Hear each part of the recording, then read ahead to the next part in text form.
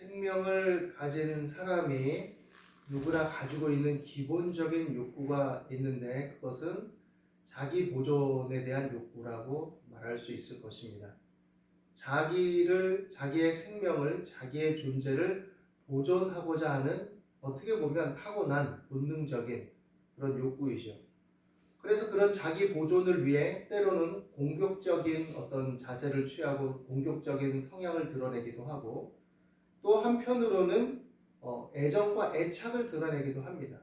이 두 가지가 공존하는 것이죠. 나에게 위협을 가한다고 생각할 때는 공격성을 갖게 되고 나를 보호하려고 하고 또 일종의 어떤 적이나 나에게 해가 될 것 같은 존재나 어떤 영향이나 힘에 대해서는 대항하려고 하죠. 그리고 또 하나는 나에게 이롭고 나에게 좋은 것을 주고 나에게 유익을 끼친다고 생각하는 나에게 즐거움을 주고 만족을 준다고 생각하는 존재나 영향이나 힘에 대해서는 애정과 애착을 갖고 연결하려고 하는 그런 성향을 기본적으로 가지고 있습니다. 그래서 인간은 살아가는 삶의 방식이 어릴 때부터 물론 그렇지만 점점 자라면서도 생존을 위해서 살아가기 위해서 협력을 하고 애정을 나누기도 하지만 그러나 또한 경쟁도 하고 갈등도 하고 대립도 하게 되는 것이죠. 누구나 이런 주어진 삶의 어떤 양상들이 있기 때문에 이 사이에서 적절하게 평화롭게 모색하는 것이 공동체의 존립을 위해서 필요합니다. 그래서 인류는 어떤 면에 있어서는 굉장히 인류 역사를 보면 전쟁과 대립과 약탈과 갈등들이 존재하기도 했지만 그러나 일종의 공동체성, 부족성을 이루어서 자신들끼리 어떤 기존의 어떤 도덕성과 양심을 토대로 한 어떤 문화적으로 형성한 자신들의 안정과 평안을 도모하는 룰이라는 게 존재하고 규범이라는 게 존재하고 관습이라는 게 존재했죠. 그것을 어떤 문자나 언어로 명문화시키지 않았다 할지라도 일종의 어떤 서로를 보호하기 위한 그런 룰들이 존재하는 거죠. 그렇지만 또 한편 인간에게는 본연의 어떤 도덕성이라는 것이 있습니다. 죽어가는 사람, 고통당하는 사람을 어떻게 보면 인지상정이기 때문에 기뻐하고 막 즐겁게 보지 않아요. 어떤 경쟁적인 대립이나 어떤 원수가 적거나 어떤 문제가 있어서 그런 것들이 투영되지 않는 이상 일반적으로 고통당하고 괴로워하고 슬퍼하는 사람들에 대해서 감정적으로 전이가 되고 마음이 동하고 함께 슬퍼하고 아파하는 것도 있죠. 또 분개하는 것에 대해서는 같이 분개하기도 하고 그런 마음에 어떤 서로 공통적인 교환들이 있는 것이죠. 그렇지만 자기 보존 욕구는 굉장히 강한 겁니다.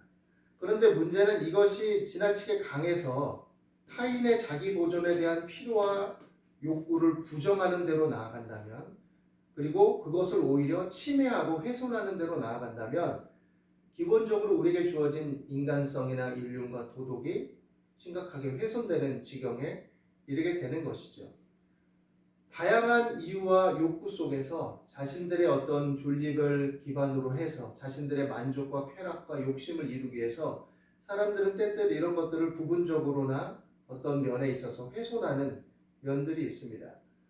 그런데 하나님의 형상을 따라 창조된 인간들에게 하나님은 그것을 뛰어넘는 하나님의 자녀됨의 회복을 요구하고 계시죠.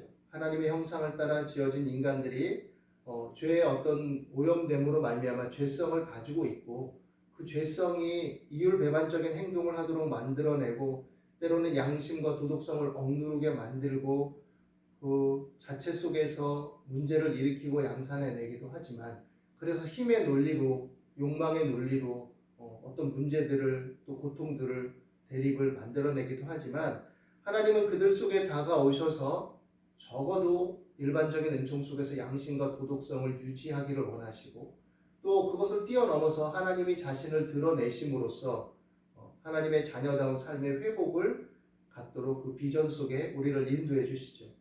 특별히 하나님은 인류 역사 속에 다양한 방면으로 나타내셨지만 또 이스라엘 민족을 통해서 하나님의 존재됨과 그 원하시는 바를 분명하게 드러내 주셨습니다. 그렇지만 이스라엘 백성들이 그것만으로는 현실의 갈등과 대립 속에서 욕망을 다스리고 또 의와 공평을 따르지 못했다는 것이 문제였죠. 그들이 하나님의 자녀됨을 표방하고 또 선택받은 민족을 자랑스럽게 여기긴 했지만, 그러나 그들이 그냥 무조건적으로 그 자체로 그것이 다 합리화될 수 있다라는 것이 아니라는 것을 이해하지 못하고 깨닫지 못하고 또 부정했습니다. 하나님께서는 그들에게 자신을 나타내시고 특별히 율법을 주셨죠. 또 율법에 대표되는 10계명을 주셨습니다. 그래서 창조주 하나님을 경외하고 그 창조의 원리 속에서 사람을 사랑하고 또 하나님을 경외하는 것이 인간관계 속에 드러나야 된다는 것을 분명하게 나타내 주셨죠. 창조의 질서와 원리 속에 삶의 원리를 구성해서 서로를 착취하거나 서로를 유린하는 그런 삶의 구조, 경제 구조를 갖지 말고 서로 공평과 또 공의로서 서로 돌아보라는 윤리적 의미들을 거기에 담아내신 것이죠. 그리고 또한 인간관계 속에서 부모를 공경하고 또 자녀를 사랑하고 이웃간에 화평하고 서로 침해하지 말고 또 거짓되게 하지 말고 다른 사람의 생명을 해하지 말고 또 귀하게 여기고, 이런 원리들이 다 녹아져 있었죠.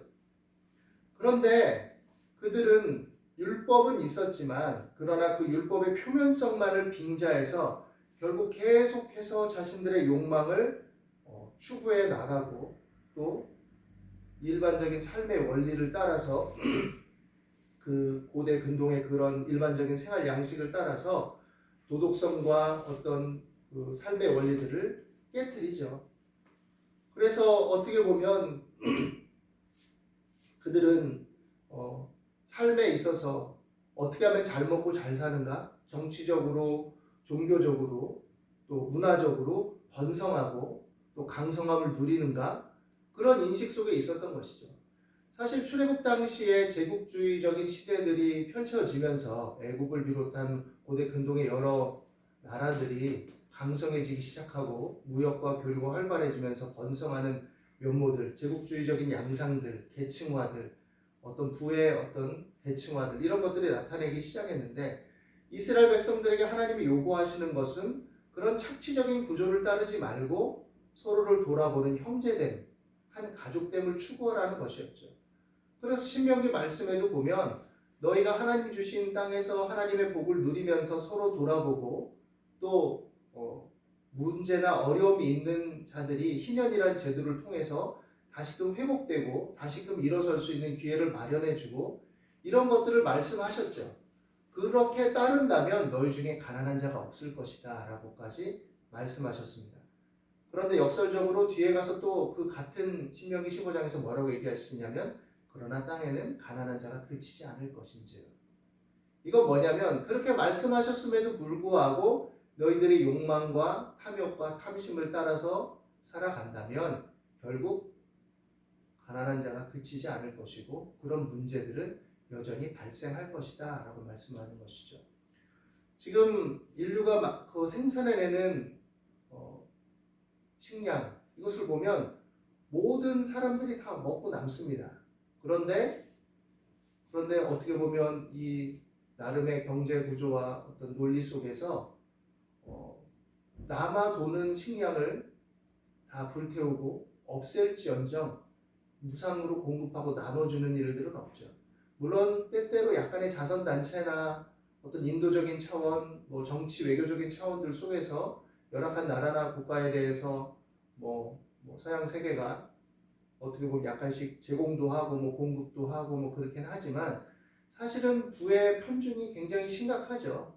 착취적인 구조들이 이미 국가 대 국가의 어떤 대립 이념 속에서 형성되어 있고, 또 그런 상황과 현실 속에서 현실 논리를 따를 수밖에 없는 상황들이 존재하고 다양한 문제들이 존재하죠.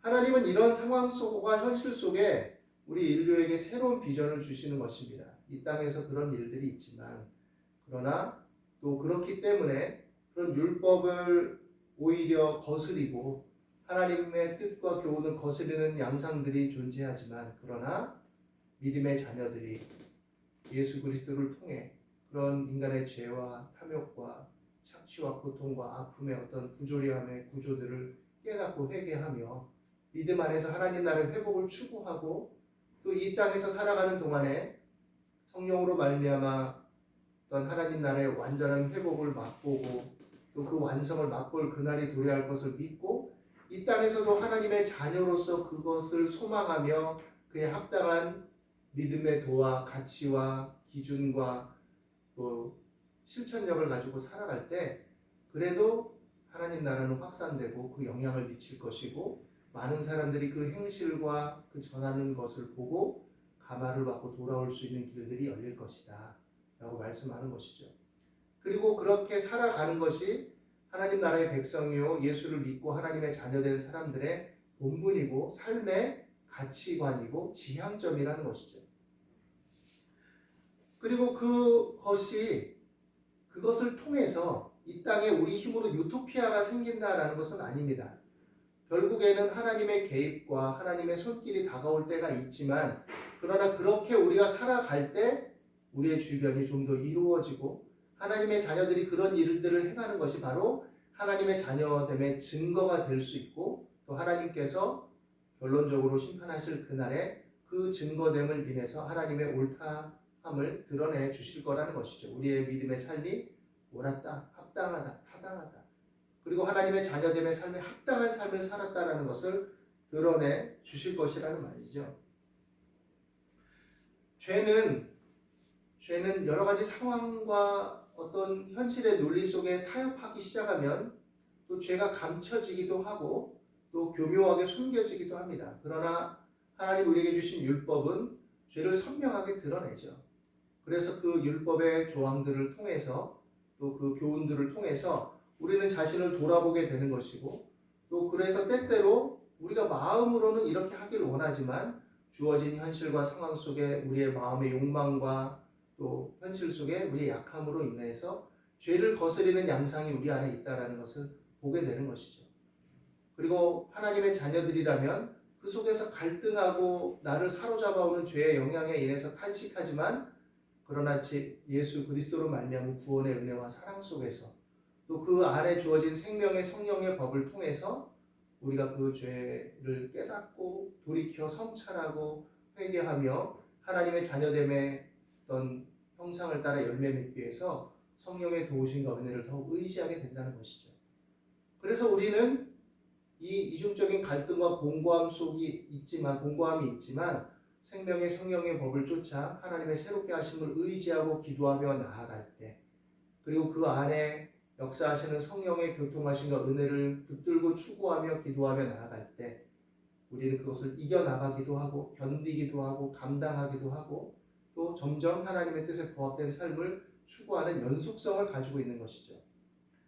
나무가 여러 상황의 열악함 속에 있지만 그러나 햇빛이 비치는 곳을 향해서 그 가지를 자연스럽게 향하게 되듯이 때로는 그 주변 환경이 열악하고 햇빛이 가려지고 또 빈틈으로 조금밖에 비추지 않는다 할지라도 그러나 햇볕을 지향하면 그것을 향해서 나아가듯이 또 물이 메마른 곳에서도 그 뿌리는 어쨌든 물을 찾아서 계속 그것을 지향해서 뿌리 내리듯이 하나님의 자녀들도 생명의 성령의 법 안에서 그리스도 예수를 믿는 믿음의 구원의 은혜와 사랑 안에서 살아가는 하나님의 자녀됨을 가지고 있다면 열악함과 힘겨움 속에 때로 우리가 눌리고 온전치 못하지만 성령을 쫓아 하나님의 자녀됨을 끝까지 추구하는 삶을 살게 된다는 것이죠. 그리고 그럴 때 그 생명의 성령의 법이 우리를 죄와 사망의 법에서 구원하시고 구속하셨다는 것을 알게 되고 하나님이 그것을 인정하고 확증해 주시는 것입니다.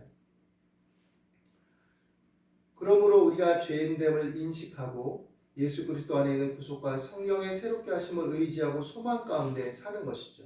그리고 그 완성의 날이 올 것을 믿고 살아가는 것이 그리스도인들의 삶의 정체성이고 지향성이고 본분과 관련이 있게 되는 것이죠.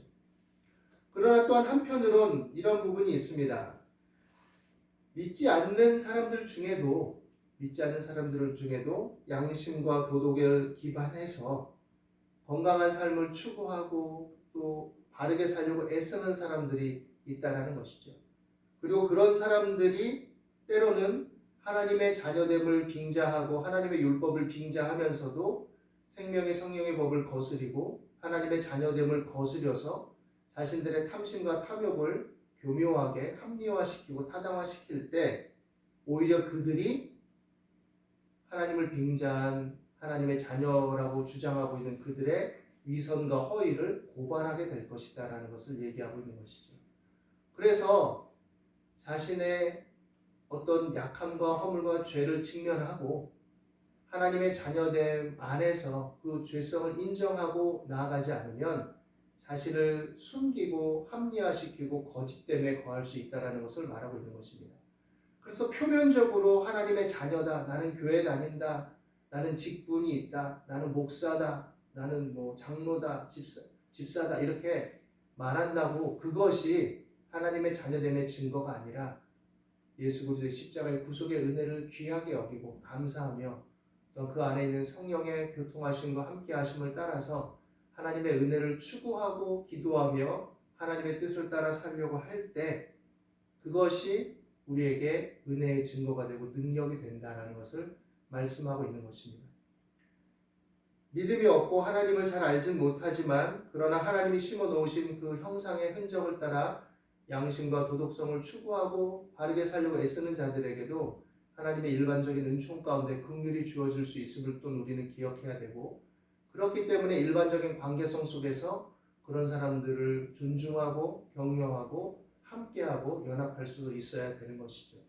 그래서 그리스도인들은 하나님 나라를 예배당 안에서만 이루어 나가는 것이 아니라 이 세상에서 삶의 현장에서 성령과 동행하며 성령의 교통하심과 은혜를 의지하면서 죄의 원리를 따라서 일어나는 여러 탐욕과 모순과 또 갈등과 싸움의 영역 속에서 우리는 화평케 하는 자들로서 살아갈 책무와 또 의무가 주어져 있다는 것을 생각해야 됩니다. 이것이 하나님 나라의 백성으로서 살아가는 것이고, 성령을 쫓아 육신의 소욕을 거스리는 삶의 원리를 따라 살아가는 것이고, 주관적이고 개인적인 차원에만 머무는 지극히 자폐적인 신앙이 아니라 공동체 속에서 공적인 의무를 감당하고 공공성과 또 공동체성을 인식하고 살아가는 하나님의 자녀로서의 참된 삶의 방식이다라는 것을 우리에게 일러주고 있는 것이죠. 그렇기 때문에 여러분 자신의 어떤 삶의 방식 속에서 자신의 생존의 어떤 방식과 힘겨움과 어려움에만 집착하면 시야가 좁아지고 마음이 편협해질 수 있습니다. 눈을 들어서 주변을 바라보고 가깝게는 옆에 있는 가족, 친지, 이웃을 바라보고 또 그들의 어떤 마음의 형편과 상황들, 그 의도들, 생각들을 헤아리는 마음을 가지고 접근하고 나아갈 때 우리는 우리의 지침과 우리의 고단함과 우리의 힘겨움에만 매몰되지 않고 또 공감하고 이해하고 또 그것을 통해서 나의 마음의 어떤 힘겨움과 압박과 긴장이 완화되고 오히려 그 화평 속에 사랑 속에 오히려 여유가 흘러가고 치료가 흘러가고 격려와 도움과 연합이 더욱더 복되게 된다는 것을 생각해야 됩니다. 하나님의 그 은혜 속에 우리 가운데 함께 하실 것이고 그렇게 하나님의 자녀됨의 원리를 따라 살아가는 자들에게 성령께서 위로와 도움과 힘을 주실 것입니다. 오늘 말씀 안에서 팍팍하고 또 고단한 우리의 삶에 여러 주어진 현실들 이것들을 잘 이겨내기를 바라고 또 하나님의 도우심을 통해서 마음의 위로와 힘을 얻기를 바라고 마음의 평화를 누리며 또 하나님의 자녀됨을 굳건하게 이뤄나가는 저와 여러분 되시기를 예수님의 이름으로 축원합니다. 기도하겠습니다. 하나님이 모든 은혜를 우리에게 넘치게 하심을 믿습니다. 그러므로 모든 고단함과 곤고함을 하나님께 아뢰게 하시고 인색함으로나 억지로나 편협함으로나 하지 않고 하나님을 바라보는 온유와 겸손 속에 하나님의 은혜를 구하고 하나님의 도우심을 믿고 신뢰하며 또 주변을 돌아보고 화평을 유지해 나갈 수 있도록 인도해 주옵소서. 상하고 눌린 마음들을 치료해 주시고 영육 간에 강건함을 주시옵시고 믿음의 눈을 열어주시고 마음의 폭을 넓혀주시고 담대한 믿음 되게 도와주시고 삶의 역동성을 가지고 모든 관계성과 일들 속에 지혜가 있게 하시고 화목하게 하시고 화평하게 하여 주옵소서. 오늘도 주의 성령께서 함께 하심을 감사합니다. 예수 그리스도 이름으로 기도드립니다.